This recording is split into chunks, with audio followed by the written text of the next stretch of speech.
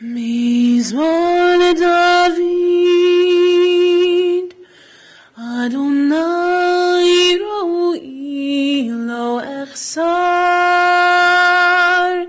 בנאות שירביצני, על מי מנוחות ינעלני.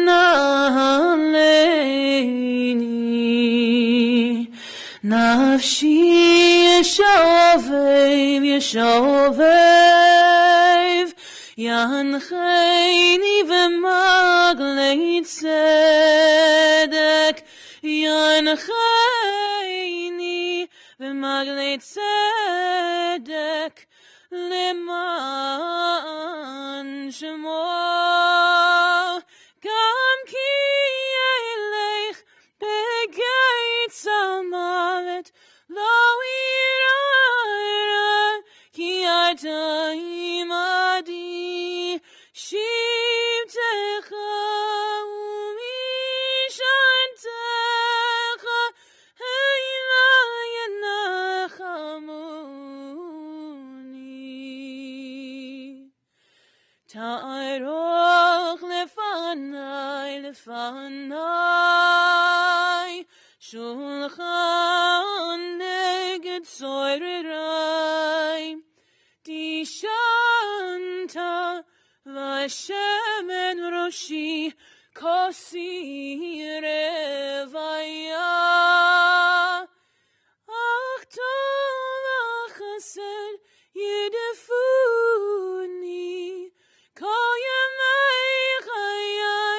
כל ימי חיי, ושבתי בבית אדוני לאורך ימים. אדוני רואי לא אחסר, אדוני רואי לא אחסר.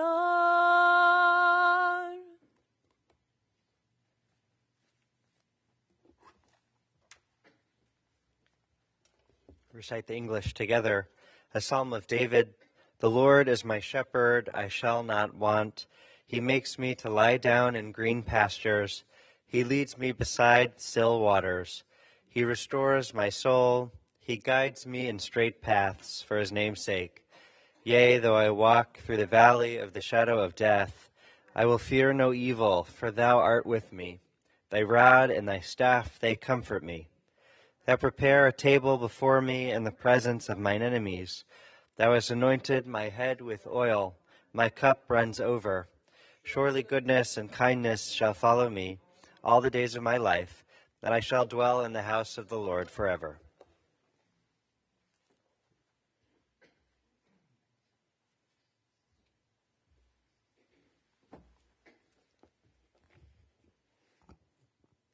We gather here to share words of praise, words of honor, words of thanks, of love, as we recall with great affection Beverlee Rosenbluth, better known as Grandma B, a beloved daughter, a beloved sister, a beloved wife, a beloved mother, a beloved grandmother, a beloved great-grandmother, a beloved aunt, a beloved great-aunt, cousin, and friend. Though it's difficult to say goodbye to such a special woman, today is a celebration of a life well lived for a truly remarkable woman. Beverlee was one of a kind, a gutta neshama, as we say, a good and loving spirit. She lived life to the fullest with her laughter and always with kindness. We extend our deepest condolences to Beverlee's family, to her children Sandy and Ann, to Jeannie and Larry, to Betsy, to Amy and John, to the apples of her eye, her grandchildren, to Hannah and Aaron, to Rachel and Melly, to Julia, to Lauren and Danny, to Rachel, to Jason and June, to Marisol, to Maya, and to Emma, and to the diamonds in her crown, her great-grandchildren, to Ben, Adina, and Rylan, to her special friend Buddy, to our nieces and nephews, extended family, cousins, and friends. We know Beverlee now rejoins her beloved husband Leo of blessed memory, her best friend with more than 50 loving years of marriage, her sister Maxine, her brother Robert, her son-in-law Richard, her parents Sanford and Ray, and all those who have gone before in their eternal home in heaven. Today we have some very special family tributes. We'll first call up Beverlee's granddaughter, Rachel.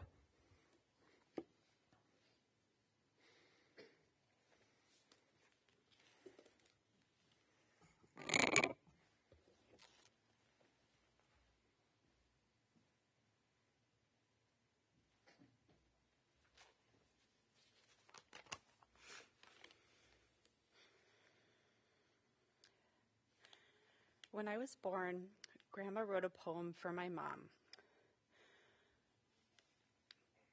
As we think of life transitions, I think I'd like to read it now. My heart is younger, higher than at any time since I held your beginning life against it. The mirror does not lie. I am as my mother was, as I, of course, would never be. On this day of days, time is gracious. It has, I think, a special fondness for first-time grandmothers, and so leaves one thing unchanged. I love your daughter Rachel as I loved the daughter Jeannie cradled in my arms. That long ago yesterday, when I was you, and you were she. It feels fitting now to write a poem for her too.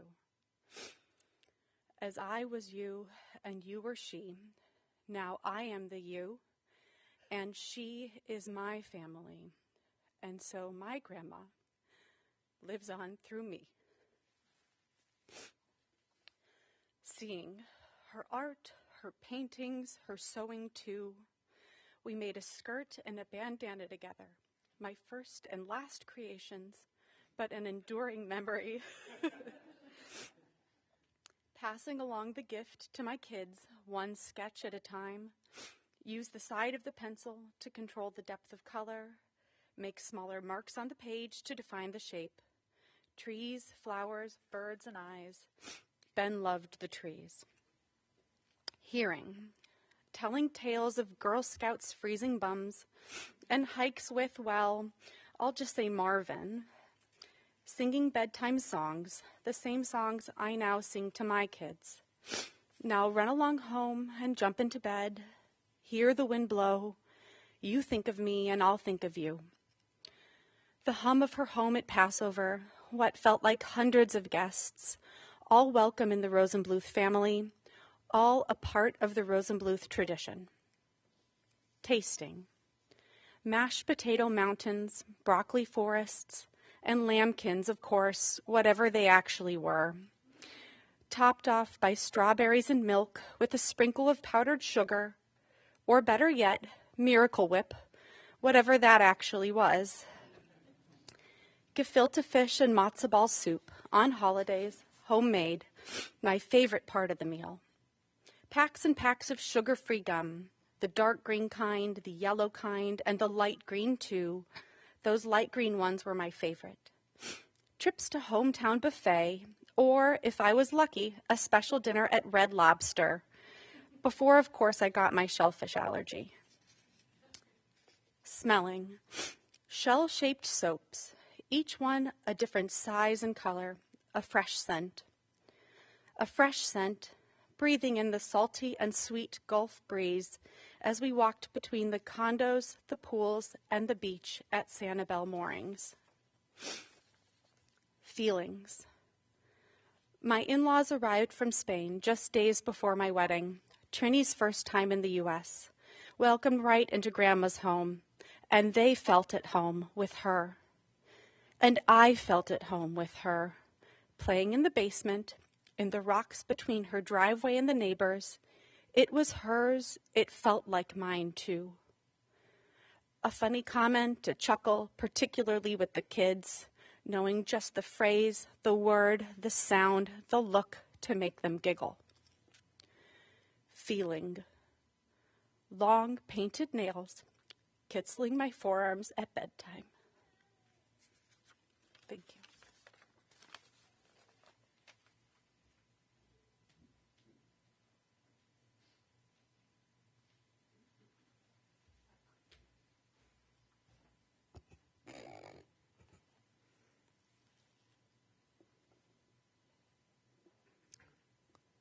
Our next tribute from the family is from daughter Betsy.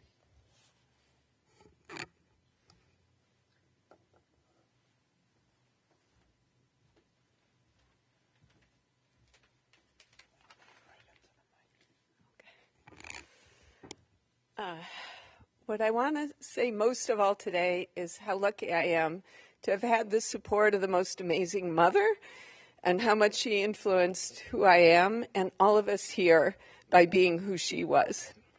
In the way that she accepted me and Mari and all of us for who we are, making each of us feel special and connected and always listening deeply and offering wise counsel that was a gift. Many evenings were spent with Mom at the kitchen table, talking to my friends, sometimes my cousins, definitely asking more questions than answering questions, but never without her playful humor.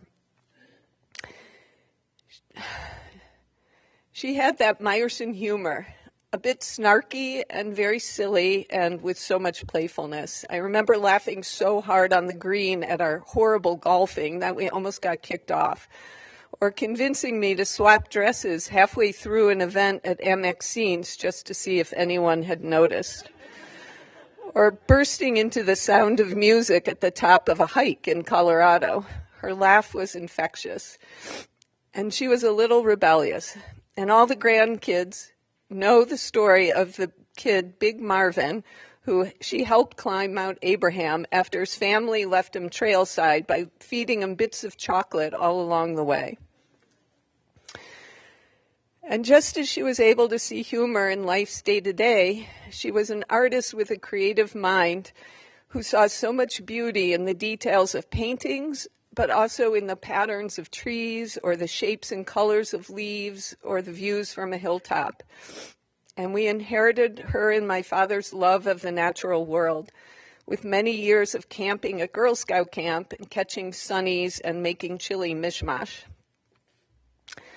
But despite her humor, she also was a great competitor. There was always a betting pool for the biggest fish, the most fish, the first mini golf hole-in-one, and even a $1,000 wager that I couldn't beat my father at tennis. But by the time I could, I didn't have the heart to do it, and she knew that would always happen.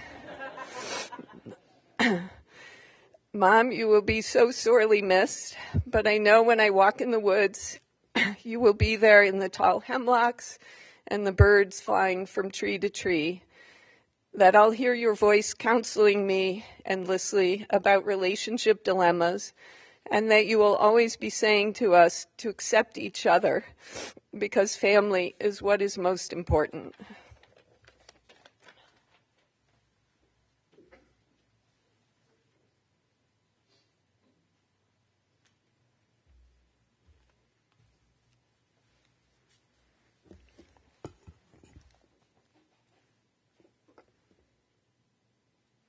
And our final family tribute is from daughter Amy.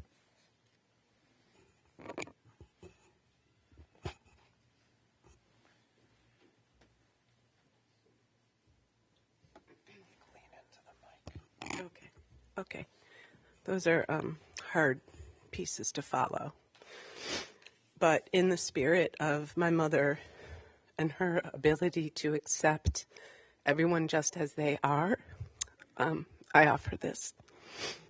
My mother's hands hold pencils and paintbrushes with bright dots of color, knobby instruments of creativity and motion. They hold a tennis racket and a fishing pole. They propel her through water and arrange flowers with grace. My mother's hands hold her cards tightly, not wanting to reveal her hand. She holds my hand, our hands. My mother's fingers directed the way a day could go, orchestrating plans, filling in a calendar. They moved, fluid and active, to create worlds wide with imagination, filling canvases and cards with image and word. She painted and sewed and sculpted and even tried carving a giant turkey, if I remember correctly. Call us if you want to see a Beverlee original. My mother's hands also held soreness and sorrow. They've brushed cobwebs of fear and pain from the brows of her children and her grandchildren. They fixed misplaced curls, fastened buttons, set a perfect table, always adjusting and revising. My mother's hands are graceful wisdom, telling stories, moving through the air across the shadows of my room, creating tales, true and imagined. She gave us all a yearning for what comes next. And we always sat close so that her hand could reach us. My mother's hands are musicians and dancers, clapping in time with music, entwined with my father's hands as they moved gracefully across the floor, holding a blade of grass to whistle into, and twisting the bird collar to bring the cardinals into our yard.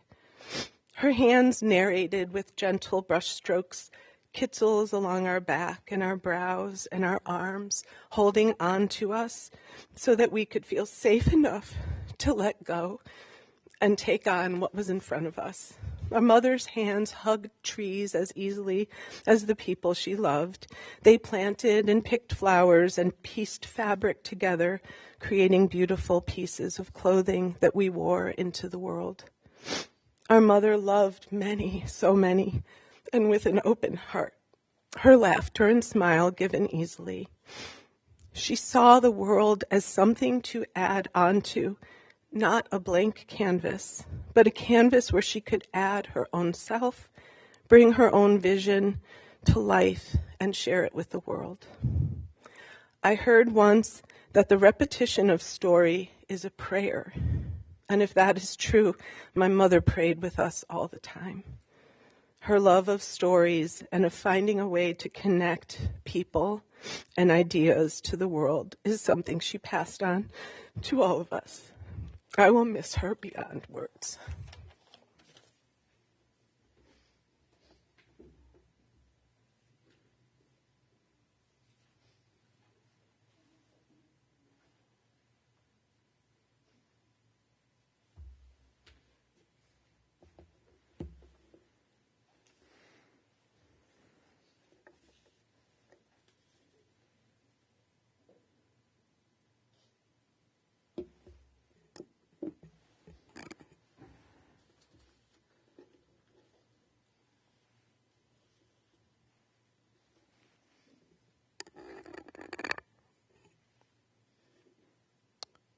Right now in our Torah, we are reading the story of Sarah.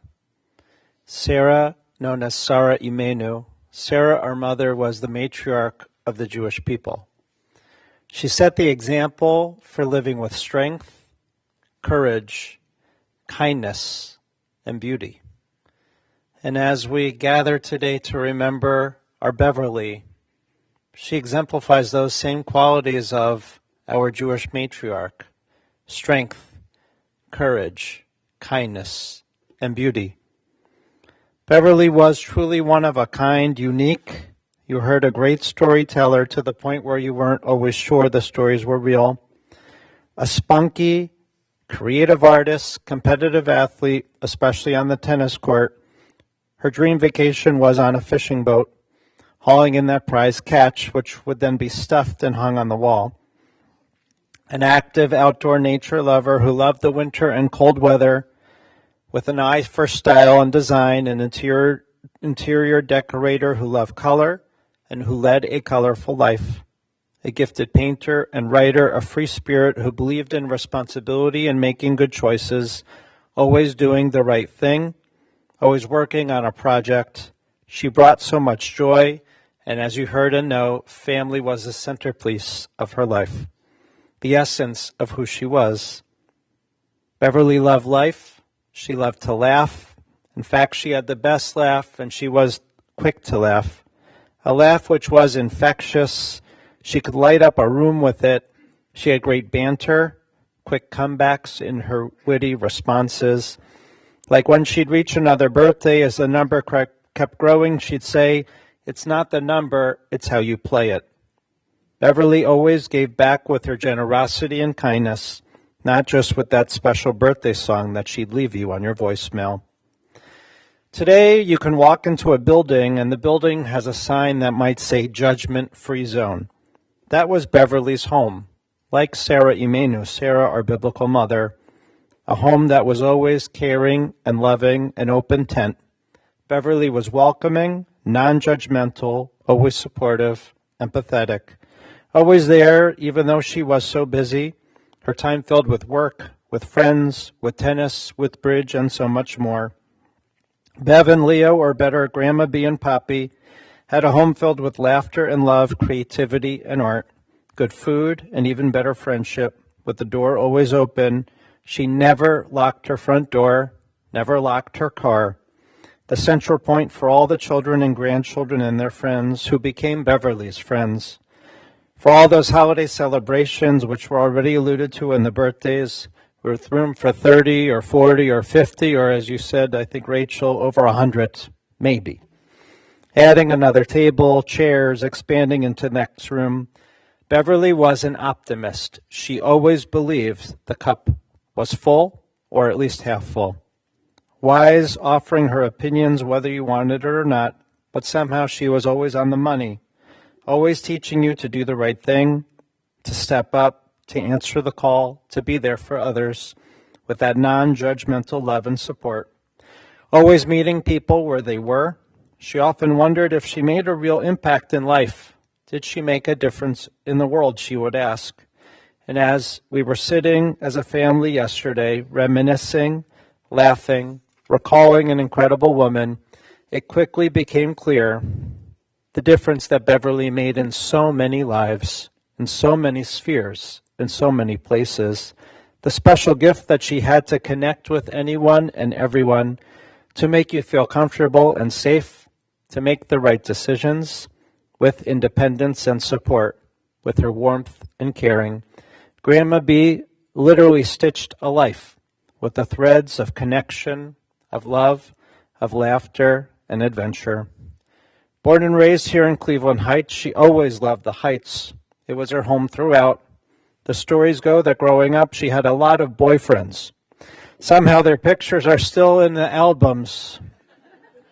During World War II, she would go down with her Aunt Ida and volunteer to support the GIs. She would feed them, help them as they were preparing to ship out. The middle child growing up, she was so close to her parents and her siblings, and that extended to their children, a special aunt to the nieces and nephews, that there were memories that she would always take you sledding when your parents wouldn't. She was in a sorority at Heights High that led to lifelong friendships. And after graduating Heights High, she went to OU for a year. She worked with horses, which was one of her loves, horseback riding. And she had another one of her famous lines, "If you fall off the horse, you need to get back up." The story goes that Bev used to watch Leo playing tennis, and it was love at first set. They shared a special relationship, modeling supportive partnership, how you can be different and be the best match, appreciate the independence of each other, and the closest connection in the most beautiful relationship. She truly loved him, and after his passing, she put pictures of Leo all over. She taped it under the face of her watch. On her steering wheel, she always carried Leo with her. They were a loving, special couple with a calm home, an island of safety. She rolled with everything. Their goal together was always focused on their children, wanting them to have happiness, joy, and love. Quite a pair, the best dancers. They loved to go to the theater, the orchestra, and maybe a nice dinner like a brown derby. As we heard, they would spend a month at Sanibel Island in Florida, where they loved hosting the family on Thanksgiving at Sanibel and going to shul in Sanibel as well. As a mother, you shared that she was the best. She worried about you but let you be adventurous, like when you dropped out of college to join a commercial fishing boat. She was okay with that. When you left your time in Israel to explore Europe, she was okay with that. She'd join your poetry slams. She'd go horseback riding with you in the desert. She'd take you to Holden or Burritum to see the Huskies sled racing. She'd recognize the struggles in your life and gently help you navigate them, to make good choices and to do the right thing. She was an incredibly proud mother of each of her children, of your accomplishments, of your family, of how you raised your own children. You told me that she wanted us to have love in her life, to love in our life, that she believed in romance and taking risks and trying new things. Jeannie, you shared a story that when you were dating Richard, that he invited you to a formal event at McKinsey, but you had nothing to wear, so you immediately told him no. Mom would have none of that. You said within hours she whipped up an incredible formal dress for you that night, and it's still hanging upstairs in your home. Sandy, you also shared that you didn't have a prom date and you weren't planning to go to prom, but somehow Mom arranged everything so that you would go to prom. She always made sure that you always had the best thing. And you shared another story that when you just started to work, you put together a big conference, IBM Computer Engineering Conference. All the bigwigs were coming, and because you helped coordinate it, you were invited to the event, the formal event at night. You didn't have a girlfriend and you didn't have a date. So who did Sandy take? But his mom. And the story goes, because you were so involved, you sat at the head table, and that Mom was the center of attention with all the senior VPs from IBM there. She was never intimidated. She made friends so easily. She was the Girl Scout troop leader, committed to Scouts nature and camping, always the first to volunteer, that mother that rolled with everything. Betsy, she taught you how to drive, and you shared that you lived on a very steep driveway hill and how you plowed right into the neighbor's bushes on an icy day, and all your mother did was laugh so much at that moment. A mother that never let you down. She was incredibly strong and resilient. Athletic and fun, she'd swim at Notre Dame pools. She liked how cold it was. She'd bike the Golden Gate Bridge with Amy, and when she saw people rollerblading after she already biked the bridge, guess what she did? She got a pair of rollerblades and rollerbladed the Golden Gate Bridge. As you heard, she could be playful but also serious. A cool grandma. The grandkids have the best memories of Grandma B and Poppy. How they loved that they would take you to the zoo and SeaWorld. You'd go down to the basement and go through her trunks of handmade dresses and clothing, always colorful and fun.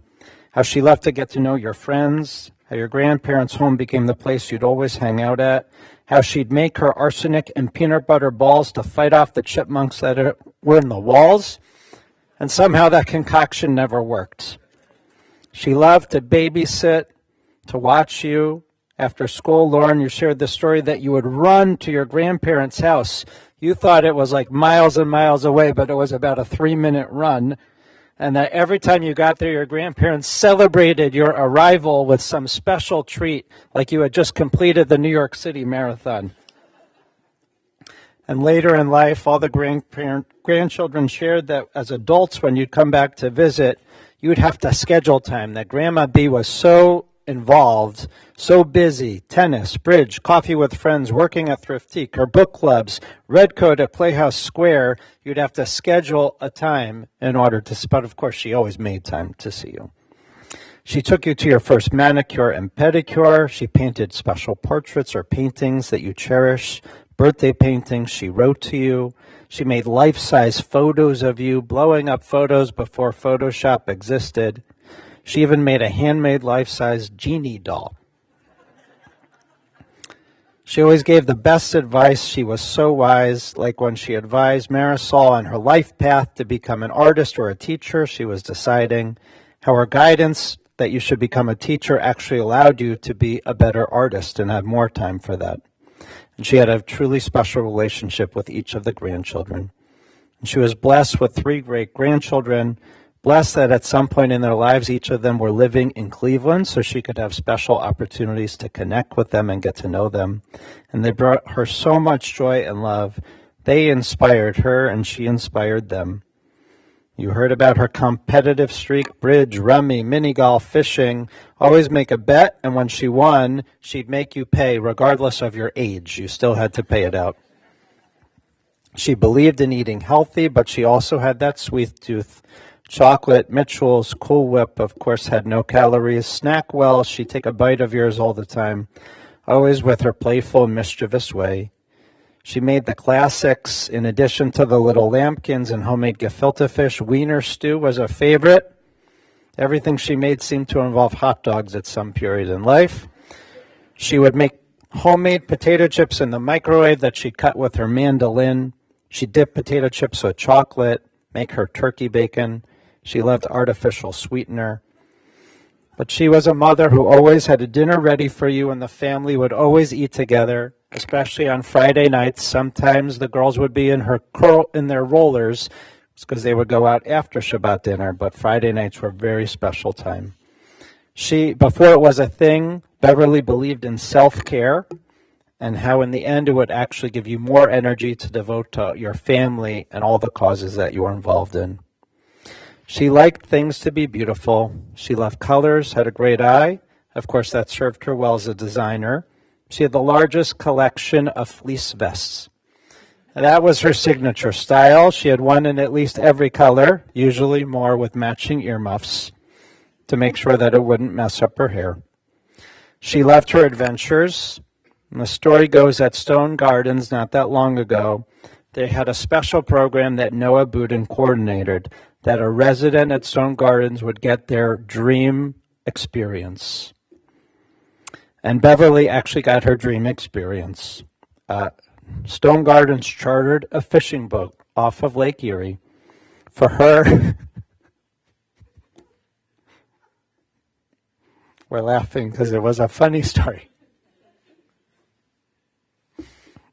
For her and other residents, and they literally had the time of their life. And they caught so many fish that I think the family still has in their freezer some of the fish that was caught. But the family shared, I think Amy was there and maybe some others, that Beverlee was so happy. She was in her element on that fishing boat with her friends. She truly loved life. She loved each and every one of you, and she made the most of it. As you heard, her life wasn't always easy, but she always found the beauty. Another sense of that beauty was that after Leo's passing, she was blessed to find Buddy, her companion these last number of years. She called him her man friend. They shared a love of learning, both family-oriented, and he truly enriched her life in these last few years. I know that this family watched over Beverlee. You made sure that she was always the matriarch of this family. She always had dignity and care. She was a beautiful woman, inside and out.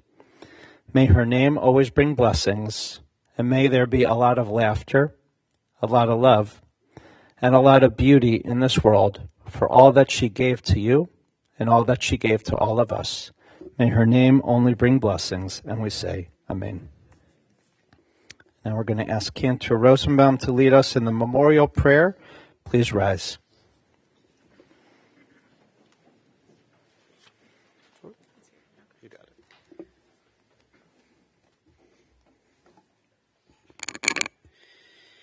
El male rachamim shachen bamromim Hamtzei menucha nechona tachat kanfei hashchina B'malot kedoshim utarim kezahara rakia Mazhirin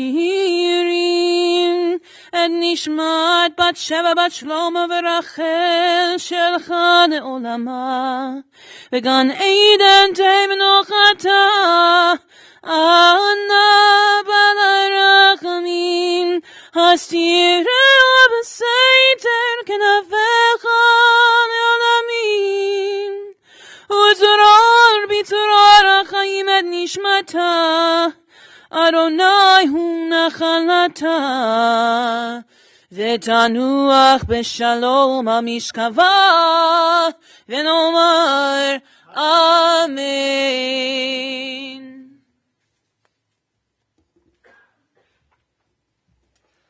Exalted, compassionate God, grant infinite rest in your sheltering presence among the holy and pure to the soul of Beverlee Rosenbluth, who has gone to her eternal home. Merciful One, we ask that our loved one find perfect peace in your eternal embrace. May her soul be bound up in the bond of life. May she rest in peace, and let us say, Amen.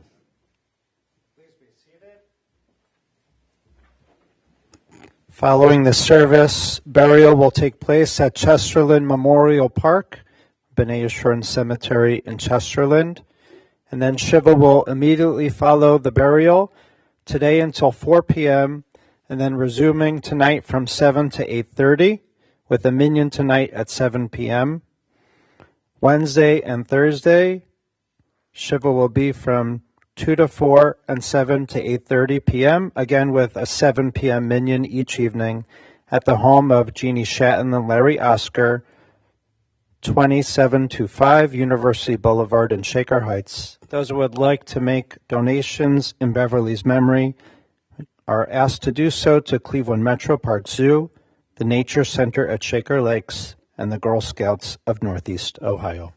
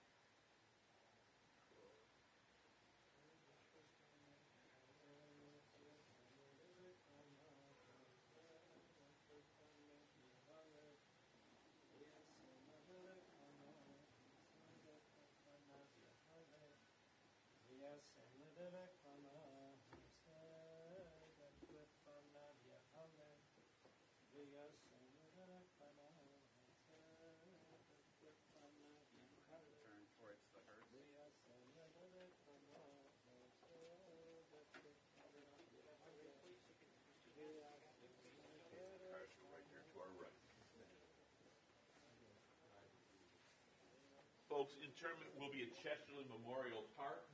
Those of you going with the family to the cemetery, please step